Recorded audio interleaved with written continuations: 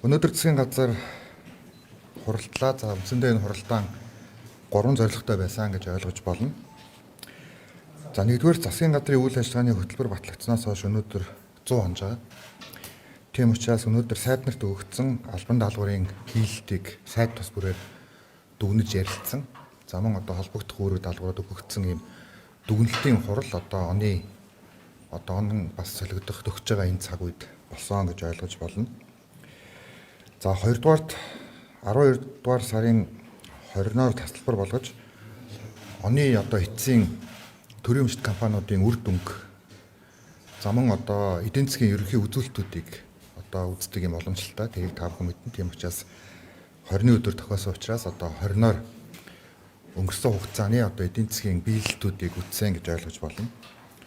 За 3 дугаарт өнөөдөр бас тулгамдаад байгаа асуудал болж байгаа нийслэлийн агаарын бохирдлын талаар шинээр байгуулагдсан одоо үндэсний хороо болон нийслэл Улаанбаатар хотын дүгнэлт шуурхай үйл ажиллагааны төлөвлөгөөг одоо хэлэлцэж баталсан гэж ойлгож байна. Ийм 3 асуудлыг хэлэлцсэн.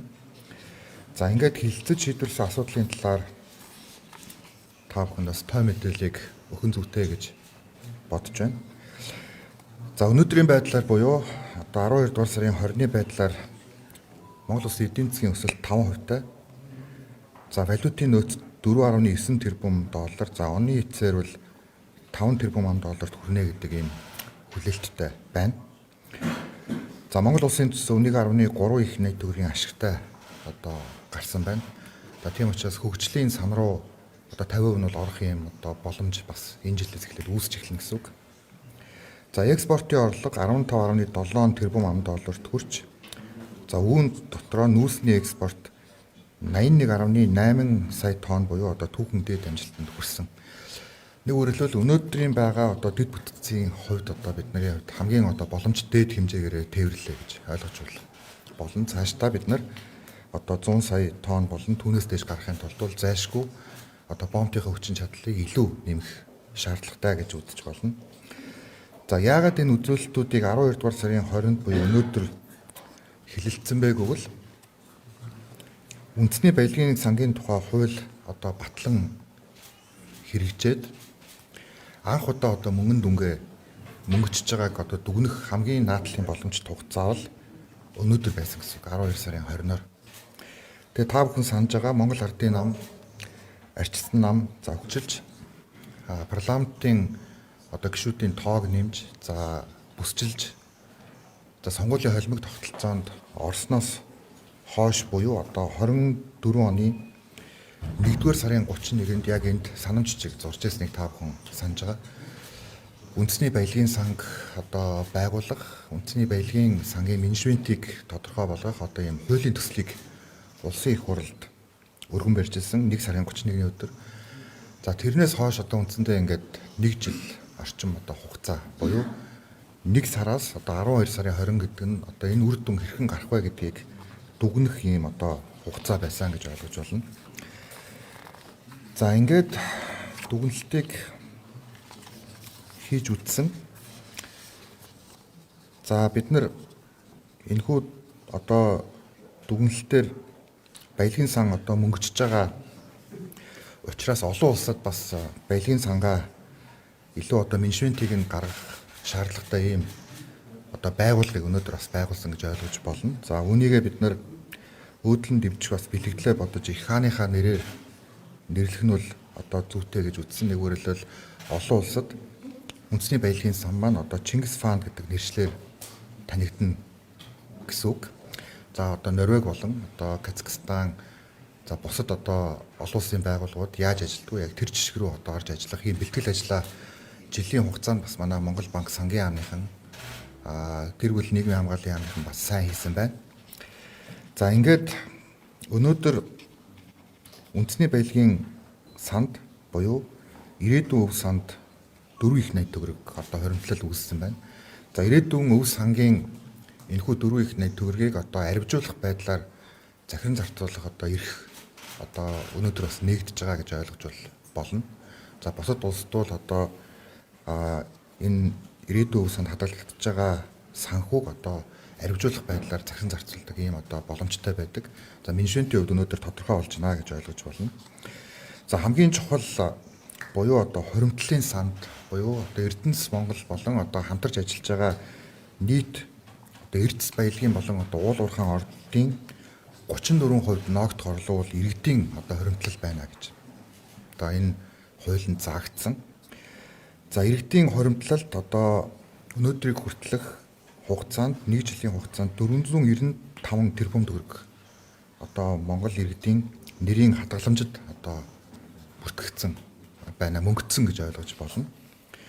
За үүнийг одоо иргэн бүхэнд хуваавал 135 мянган төгрөгийн хадгаламж одоо үүссэн гэсэн үг. За одоо ингээд ийм монголоор учрал дэлгэрэнгүй бас танилцуулга ингээд өгөх бах. Одоо өнөөдөр ингээд засгийн газрын шийдвэр албачингууд ийм монгол дээр харагдана. За аль нь одоо Эрдэнэтээс, аль нь оюу толгоогоос, за аль нь таван толгоогоос, за аль нь одоо шинээр нэгдэх төслүүдээс одоо жишээлбэл шинээр гашуун сувад ганц модын хил холболт орвол яг яах вэ? Экспорт нэмэгдүүл яах вэ? За бадрах энержигийн төсөл явуул яах вэ гэдэг одоо бүх төсөөлөл ингээд иргэдийн гар утсан дээр одоо шууд харагдана гэж ойлгож болно.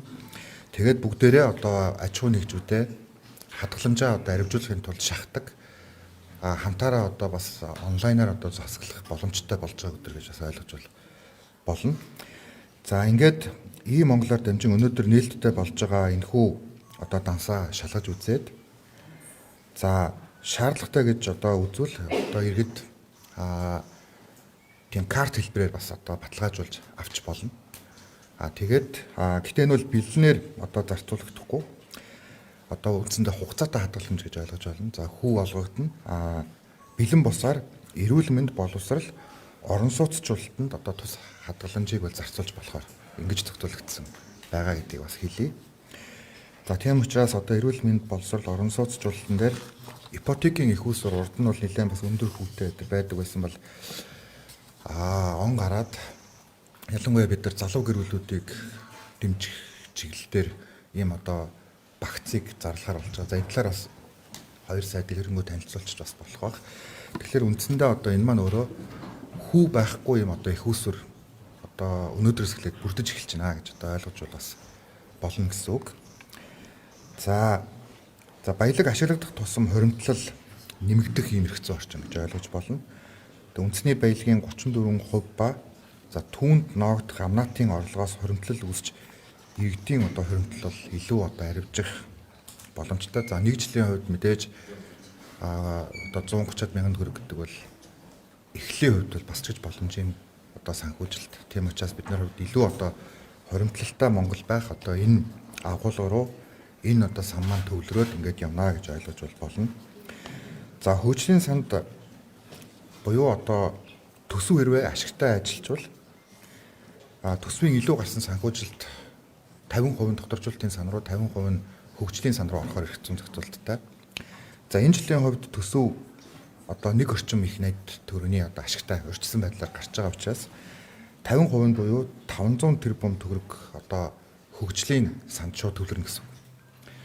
За энэ маань өөрөө хөгжлийн банкар дамжуул зарцуулагдахаар ийм одоо журмыг өнөөдөр баталсан гэж ойлгож байна. За энэ хүрээнд хөгжлийн банк өнгөрсөн хугацаанд одоо бондуудаа төлөөд дампуурлаасаа бас гараад одоо ингээд хөгжлийн банкны хэд хэдэн бас өөрчлөлтийг одоо хийх хуулийг бас оруулахаар өнөөдөр хэлэлцсэн. За ингээд үндэсний баялагын сангийн хөгжлийн одоо сантай илүү холбох хүрээнд хөгжлийн банкыг одоо экспортыг дэмжих банк буюу сонгодог экзим банк болгох одоо хуулийн төслийг өргөн барих нь зүйтэй гэдэг байдлаар өнөөдөр одоо хэлэлцсэн гэж ойлгож байна. За нэг үгээр хэлбэл үндэсний баялагын сангийн хөгжлийн санг одоо илүү одоо энэ томоохон мега төслүүдэд зарцуулах боломжийг нээхийн тулд хөгжлийн банкыг зайлшгүй одоо экзим банк болгох юм одоо томоохон реформ хийгдэх бол шаардлагатай гэж одоо тайлбарлах нь зүйтэй. За засгийн газар анх 14 мега төслийг одоо хэрэгжүүлнэ. Олон жил одоо мега төслүүд маань гацлаа. Тийм учраас энэ одоо улс төрийн гацааг бол гаргана гэдэг одоо ийм уриатаагаар хурдтай хөгжлийн төлөөх одоо зориг гэдэг ийм одоо гэрээ байгуулж одоо 3 нам хамтарсан. Тэгэхэд өнгөрсөн одоо хугацаанд бид Эрдэнэ бүрэнгийн усан цахилгаан станцын зээлийн хилцээрийг бол та бүхэн мэдээлэл авсан баг тийм ээ. Шанхайд одоо зурагдсан. За ингээд хавар одоо ажил нь эхэлнэ гэсэн үг. За энэ бол олон улсад бас их сайн дохио, ялангуяа эрчим хүчний салбарт бол сайн ийм одоо дохио болж байгаа. За сая бас булангийн орнууд руу дорж чанд чадар сайд за одон төвийн дараа бид нараас айлчлаагээд ирсэн. За ер нь үндэсний баялагын сангуудтай одоо ярилцахад Монгол улсыг бол одоо эрчим хүчний бас экспортлогч улс, ялангуяа говийн бүс нутаг бол байх боломжтой. 30 оноос цааш бол Хятадд одоо маш их том хэмжээний эрчим хүчний хэрэглээ одоо үүснэ. За үүн дээр бол одоо том хэмжээний ийм одоо мега төслийг бол хэрэгжүүлэх боломжтой гэдгээ бас илэрхийлсэн. Тэгэхээр одоо бидний хувьд эх 7 хоногт бас одоо хилцэгдэх гашуун сухад ганц мод буюу одоо China Energy-тэй ярилцах энэ хилцээр бол одоо эрчим хүчний салбарын бас тийм том үнэмлэхүй том түүхэн их одоо эхлэлцэг болно гэдэгт бол итгэлтэй байгаагаа бас илэрхийлье. За мөн өнөөдөр 14 мега төслийн нэг болох Багнуурын уурхайг түшгэлсэн Cox химийн үйлдвэрийг байгуулах одоо ийм шийдвэрийг гаргасан. За энэ дээр Туван сайд бас дэлгэрэнгүй танилцуулгыг одоо бас та бүхэнд өгөөд явах боломжтой. За дахиад 2-3 ийм одоо Cox химийн үйлдвэрийг төр хувийн хвшлийн түншлэлээр одоо байгуулах ийм одоо шийдвэр гараад ингээд хэрэгжих боломжтой болж байгаа гэдгийг бас хэлье. За ер нь олон асуудлуудын шийдвэрүүдийн одоо гол зангилаа бол эрчим хүчний салбар байгаа. Тийм учраас бид нар эрчим хүчнийхаа салбарыг л одоо бүх талаар дэмжих тал дээр энэ 14 мега төслийн 50% нь за 50% нь бол үндсэндээ одоо дэд бүтцийн төслүүд байгаа гэдгийг та бүхэн мэдж байгаа. За олон жил гатсан гашуун сухат ганц мод хил холболтын төмөр замын засгийн газар хоорондын одоо хилцээрийг бид нар өнөөдөр хилцээд эх 7 хоногийн 3 дахь өдөр улсын их хурл өргөн барихаар тогтлоо. За 16 жил нилээдгүй маргаантай явсан.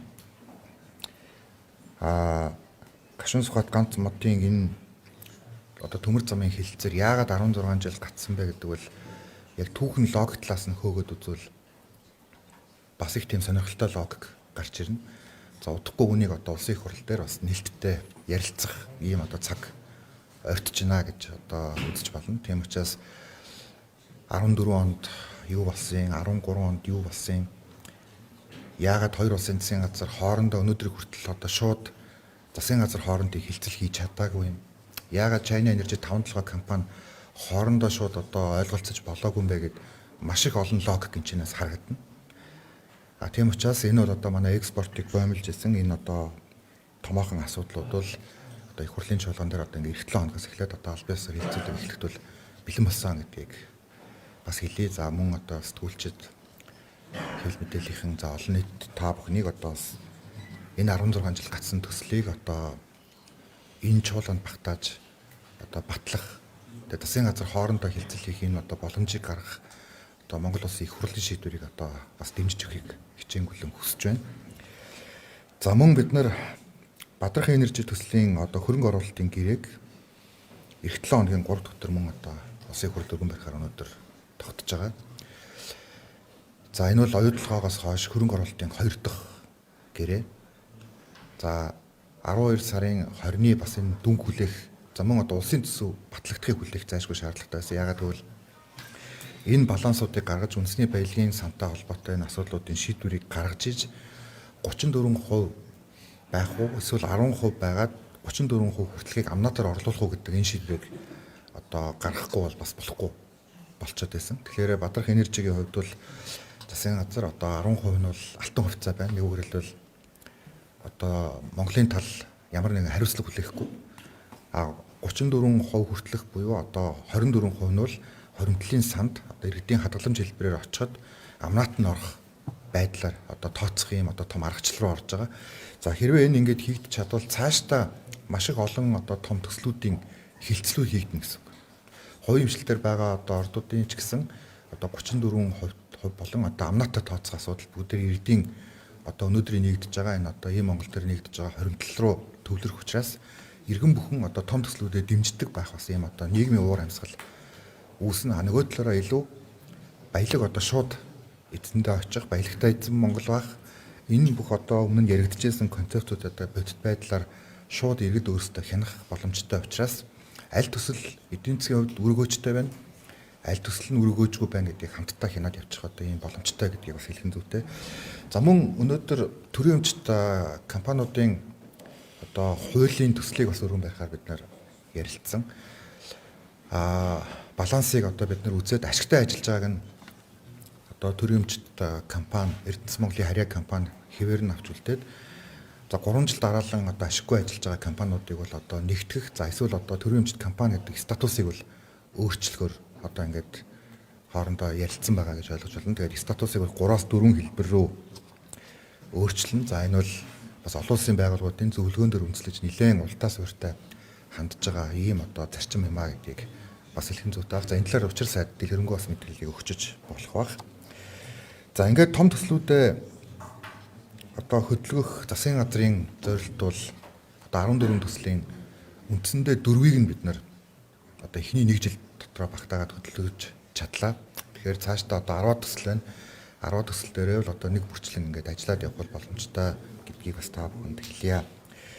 За тэгээд том төслүүд хөдлөх төгөхөд хин нэгэн хүний одоо ч юм уу хэсэг бүлэг хүмүүсийн эрх ашиг төрчигдөх ийм зүйл байдаг. Энэ асуудлуудыг одоо удахгүй их хурал дээр бас нээлттэй Эрдэнэтийн 49% та холбоотой асуудал ч гэсэн бас олон маргааныг дагуулж ирснийг та бүхэн санаж байгаа бах. За хөгжлийн банкны чанаргүй зээлч гэсэн бас одоо хэвлэлийнхэн та бүхэнтэй үндсэндээ одоо хамтарч нийгмээрээ одоо шахажиж энэ төлөлтүүдийг хийлгэж байсан. А тэгэхгүй бол хөгжлийн банк маань одоо өнөөдөр эзэн банк болох боломжоо алдаад үндсэндээ одоо 2 бонд дээр дефолт болчих байсан. За дефолт болчиход бараг 12 жил энэ нэрээ одоо арилгаж чадахгүй. Одоо улсын хувьд бол маш том тээг болох байсан. Тийм учраас одоо энэ асуудлууд дээр одоо тухайн үед бол бас л их олон асуудлууд дундуур хамтдаа гарч ирсэн. За Эрдэнэс 5-7 тойрсон энэ нүүрстэй холбоотой асуудлууд бас л нэлээдгүй том аргаан дэгдэж ирснийг та бүхэн бас санаж байгаа. Тэгэхээр одоо бол гашуун сухат ганц модтой холбоотой ийм одоо том асуудал эхэлж байна. Өнгөрсөн хугацаанд болсон бас олон асуудлуудын өрнөлч гэсэн ер нь бол үүнтэй холбоотой.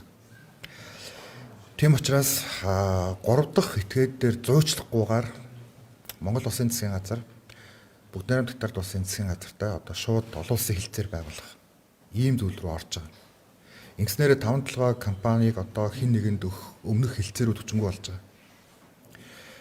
За дунд нь одоо зуучлагч байдлаар орж ирж исэн 2-3 аж ахуй нэгжүүдийг гаргах болж байгаа.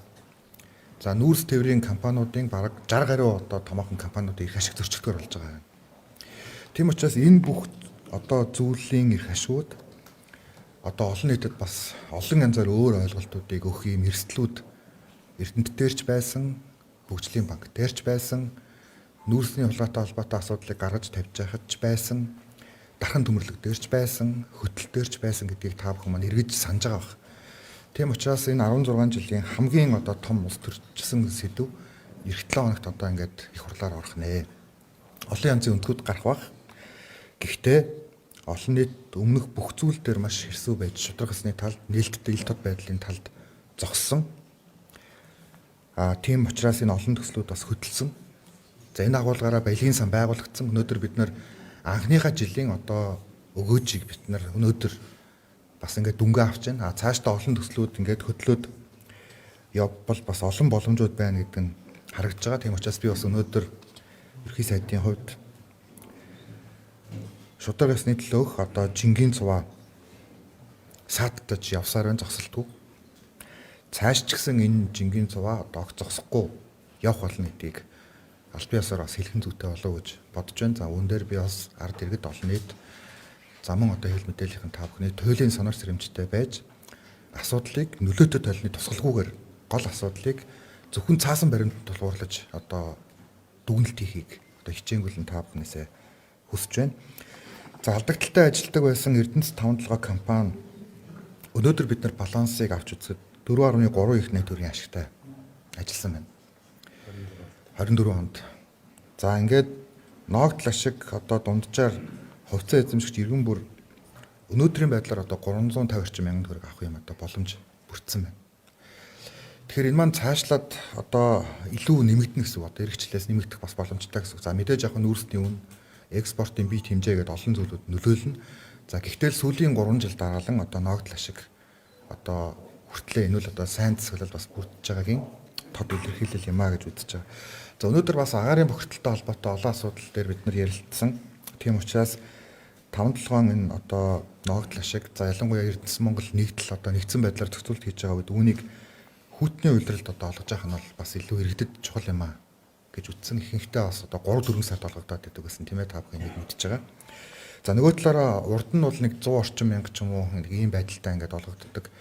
За тэр үл инфляцид төдийлөн нөлөөлдөг байсан бол одоо ингээд 350 400 500 мянга гэдээ гараа явбал иргэн бүхэн тэгэхээр инфляц өдөөх одоо бас юм том хэрсэл болж байгаа учраас үүнийг одоо 3 хувааж олох нь бол зүйтэй юм а гэж бас үтсэн. За ингээд өнөөдөр бас агаарын бохирдол олон асуудлууд байгаа учраас хуримтлалын санд одоо хуримтлагдж байгаа хуримтлалтай ижил дүнгээр буюу 135 мянган төгрөгөөр бас одоо энэ ногдол ашиг бол бас олгогдох нь бол зүйтэй юм а. Энэ бол өөрөө одоо бас дараа дараагийн том төслүүдтэй дэмжиж гисэн бас том одоо уран болох нь зүйтэй юм а гэж бас үтсэн. За ингээд оны баланс гараад 1 сард 2 сард гээд одоо ингээд хуулийн дагуу одоо үндсэндээ энэ одоо ногдол ашиг ингээд олгогдоод явах болно гэдгийг бас та бүхэндээ хэлье. За ногдол ашгийг өөртөө зарцуулах ч юм уу ийм байдлаар л одоо бидний хувьд бол одоо хууль зөрчихгүй гэдгийг одоо бас аль биесээр хэлье. За энэ бол одоо нэгдүгээр асуудал байлаа. За хоёр дахь нь бол агаарын бохирдлын талаар холбогдох шийдвэрүүд дээр бас дүн шинжилгээ нэлээдгүй хийж ярилцлаа. За нийслэл Улаанбаатар хотын төвчрэл за агаар хөрсний бохирдол бол олон жилийн хугацаанд богшсон олон одоо шалтгаан түр даврын бидэнд харагдаж байгаа шинж тэмдэг. Үүний цаанд төлөвлөлтгүй явсан хот за газрын 8 за мөн одоо эрчим хүчний дутагдал за санхүүгийн одоо боломжтой их үүсвэр нийслэл Улаанбаатар хот төр бүрэн төвлөрөөгүй зэрэг олон асуудал байна. Тийм учраас үүнийг бид нэр өвөл болохоор одоо утаа санаж бухимдаад хавар болохоор ингээд мартчихад ийм байдлаар ингээд явуулж болохгүй. За нөгөө талаараа засгийн газрын баримталж байгаа байр суурь бол нийслэлийн асуудлыг бол нийслэл Улаанбаатар хот өөрөө шийдвэрлэх санхүүгийн чадвартай байх хэрэгтэй. Зохион байгуулалт болон төлөвлөлтийн чадвартай байх хэрэгтэй. Ур чадвар болон хүний нөөцийн чадвартай байх хэрэгтэй. Тэгэхгүйгээр одоо засгийн газар нэг салбараар нь ч юм уу аваад одоо нийслэл Улаанбаатар хотын амьд организмын одоо хэвийн ажиллах энэ цог зохицуултыг бол бас алдагдуулж болохгүй гэдэг ийм байр суурьтай байгаа. За энэ ч агуулгаараа одоо бас Нямбатар сайдыг хот руу томилсон үнэтэй холбоотой. Хотын асуудлыг бол засгийн газар яаж санаа зовоод хотын одоо удирдлага дээгүүр гарч өөрчлөх бол боломжгүй. Дүүргийн асуудлыг дүүргийн удирдлага дээгүүр гарч өөрчлөх бол боломжгүй. Тийм учраас нийслэл Улаанбаатар хотыг л бид нэр илүү цогц байдлаар чадваржуулахад улсын их хурлч бүх талаараа анхаарах ёстой. Засгийн газар ч одоо бүх талаараа анхаарах ёстой. За ерөнхийлөгч ч бас одоо анхаарал хандуулах ёстой. За анхаарал хандуулж байгаа гэдгийг бас илэрхийлж байгаа. Тийм учраас нийслэл Улаанбаатар хотын төгжрөл агаар хөрсний бохирдол энэ эрчим хүчний дутагдал бол гамшигын түвшинд одоо хүрсэн гэдгийг бол бид нар бүх нийтээр хүлээн зөвшөөрөх ёстой. Тийм ч учраас өнөөдөр бид нар одоо өндөржүүлсэн бэлэн байдлын зэрэг рүү бас шилжүүлсэн. За ингээд одоо бид нар нийслэл Улаанбаатар хотын одоо энэ тулгамдсан асуудлыг одоо яаралтай шийдвэрлэх ийм хүрээнд улсын их хурлтай одоо хамтарч ажиллахын тулд үндсэндээ одоо эрх зүйн ийм одоо тусгай орчин зайлшгүй шаардлагатай байна гэж үзэж байгаа. За үүнийг одоо бид нар 7 хоногийн нэгдгээс одоо улсын их хурлд бас нээлттэй танилцуулж дэмжлэг авъя гэсэн юм бодолтойгоо. Одоо бол нийслэл Улаанбаатар хотын асуудал нэг бараг 50 гаруй салангат хуулиар зохицуултууд хийгдэж байгаа. Үүнийг бид нар нэгтгээд одоо төвчрөл бол гамшиг юм. Агаарын бохирдол бол гамшиг юм. Энэ бол одоо бидний эрүүл амьдрах одоо боломж за мөн одоо цагаас ахуулаад их олон зүйлийг бол одоо хүндрүүлж байна гэдэг энэ асуудал тал дээр одоо бидний хувьд бол үүнийг одоо тусгай одоо эрх зүйн хувьд ийм асуудал гамшигын асуудалд хүрчээ гэдэг төвшөнд нь одоо авч үзэх нь зүйтэй гэж үзсэн. За энэ дээр манай одоо орон нутаг бол бас барьцахгүй байхаа гэж бодож байгаа. Яг л нийслэл Улаанбаатар хотын хувьд бол бас нэлээдгүй ийм одоо асуудал өчгөрч хүндэрсэн. За шийдлүүдээ бол гаргасан. За гэхдээ энэ шийдлүүдийг цаг алдалгүй хэрэгжүүлэхэд бол нэлээд их хэмжээний санхүүгийн хөөсөр за нэлээдгүй их хэмжээний одоо олон нийттэйгээ ойлголцох шаардлагатай одоо ийм томоохон газар чөлөөлтөөс ахуулаад бас ийм одоо хатуухан арга хэмжээнүүд бол зайлшгүй хэрэгцээтэй юм а гэдгийг одоо бас хэлхэн зүйтэй. Энийг бас бидний хувьд бол ярилцсан байгаа гэдгийг хэлье.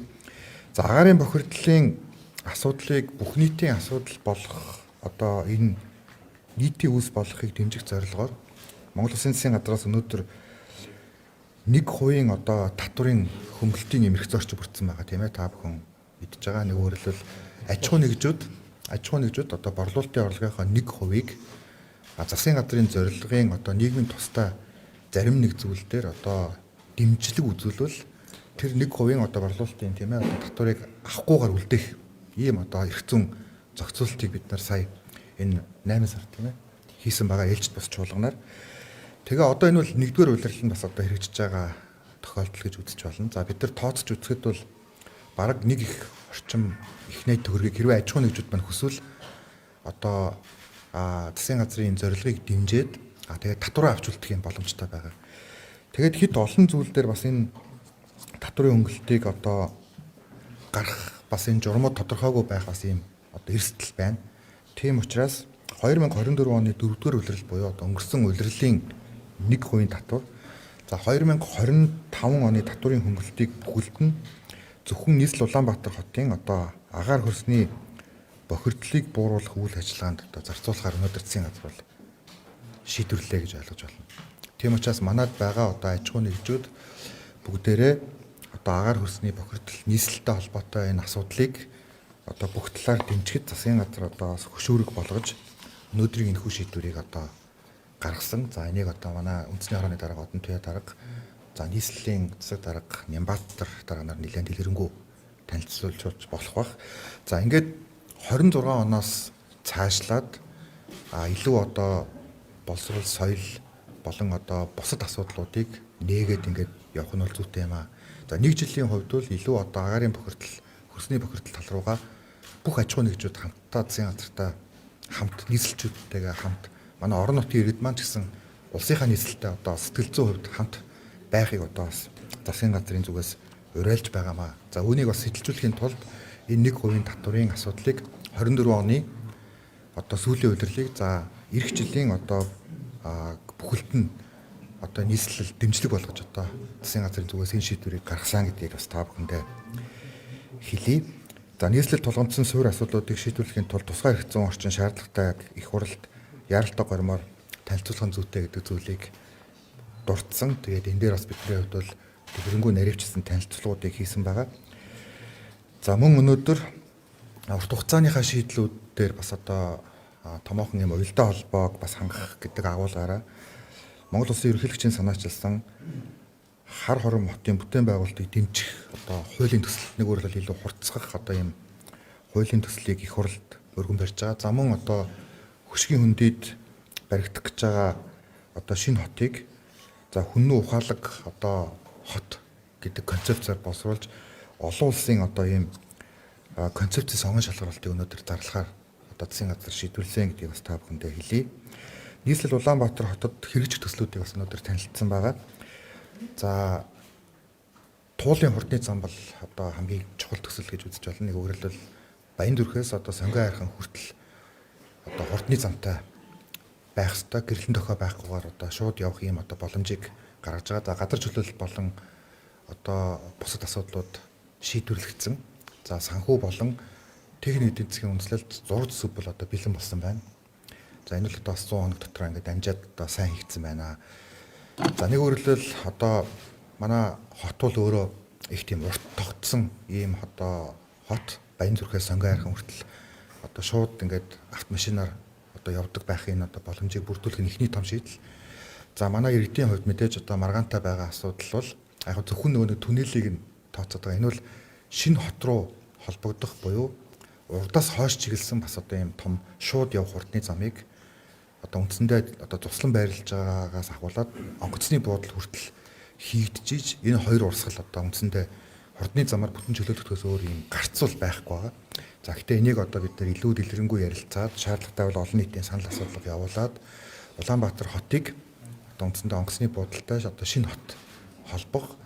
За дархан болон одоо бүсийн төвүүдэд за хар хорон зэрэг одоо бусад хотуудыг бас давхар хөгжүүлж иж одоо нийслэл Улаанбаатар хотын энэ асуудлыг одоо бид нар агуулгын хувьд одоо бүтэн шийдвэрлэх юмаа гэдгийг бас та бүхэндээ хэлье. За мөн нийслэл Улаанбаатар хотын хувьд туйлын чухал зүйл бол ялангуяа одоо хэвлэл бүтээлийн та бүхэн анхаарлаа хандуулах одоо засгийн газрын зүгээс уриалж байгаа зүйл бол аль ч хотын хөгжил, аль ч хотын төвчрэл, аль ч хотын одоо агаарын бохирдол, хөрсний бохирдлын асуудлыг гинт шийдвэрлсэн тийм одоо иж хэдтэй арга гэж дэлхийд тааж байхгүй. Гагцхүү 2024 оны 4-р улирлын 1% татвар ерөнхий төлөвлөгөөгөө гаргаад ерөнхий төлөвлөгөөгөө яс хэрэгжүүлсэн ганцхан л арга байна. Нэг л жор байна. Тийм учраас өмнө нь бид нар ерөнхий төлөвлөгөөтэй байж ирсэн боловч ерөнхий төлөвлөгөөгөө хэрэгжүүлэхгүй одоо ингэж явсан ийм алдааг л одоо Улаанбаатар хот маань гаргасан учраас бид нар өнөөдрийн ийм одоо нөхцөл байдалд бол хүрсэн гэж ойлгож болно. Тийм учраас нийслэл Улаанбаатар хотыг одоо 2040 он хүртэлх хөгжүүлэх одоо ерөнхий төлөвлөгөөг их хурлаар батлуулаад ингээд 3D хэлбэрээр одоо цахимжуулах шаардлагатай байна. За ингэх юм бол хаана одоо хот яаж хөгжих үү гэдэг зүйл урт хугацаагаар төлөвлөгөөтэй ингээд болчвол дүүргүүд бие тааж газар олохгүй хороодын дарга нарт ч гэсэн одоо илүү одоо асуудал багтаа. За ингээд аль дүүргүүдийг яаж хуваах уу гэдэг асуудал ч гэсэн илүү их тийм ойлгомжтой болно. Тийм учраас бидний хувьд асуудлаа шийдэх үндсэн жорвол нийслэл Улаанбаатар хотын одоо ерөнхий төлөвлөгөөг хэрэгжүүлээд үүнийг иргэдийн оролцоотойгоор хэлэлцээд тэгээд яг мэрэгчлийн ийм чиг баримжаатай нийслэл Улаанбаатар хотынхаа ерөнхий төлөвлөгөөг л яс хэрэгжүүлэх. Үүнээс өөр дэлхийд аль ч газар, аль ч хот өөр байдлаар гинт одоо нэг өдөр нэг шийдвэр гаргаад ч юм уу шийдэгдсэн ийм газар гэж бол огт байхгүй шүү. Тийм учраас үүн дээрээ бидний хувьд одоо асуудлыг цогцоор одоо хот бол өөрөө яг хүнтэй адилхан ийм амьд организм. Тийм учраас одоо нийслэл Улаанбаатар хотынхаа ерөнхий дархлаа, ерөнхий цусны эргэлт ерөнхий эрүүл мэндийн үзүүлэлтүүдийг бүхэлдэн цогц байдлаар сайжруулж ижил энэ асуудлыг бид нар цогцоор шийдвэрлэнэ. Тэгэхгүй аль нэг эргэтэн нь салгаж эмчлээд ч юм уу үндсэндээ одоо энэ асуудлыг бид нар бүтэн шийдвэрлэх боломжгүй. Тийм учраас 2040-ыг одоо боловсрсон Батцуур сайд бас энэ дээр амжилттай ажилласан байна. Олон улсын байгууллагуудтай Нямбатар дарга хоёрын талаар бас дэлгэрэнгүй мэдээлэл өгөөд хэвлэл мэдээллийнх нь бас дэлгэрэнгүй ойлголтуудыг өгөх нь үл зүйтэй гэсэн. За ийм агуулгаар өнөөдөр засгийн газар бол одоо хуралд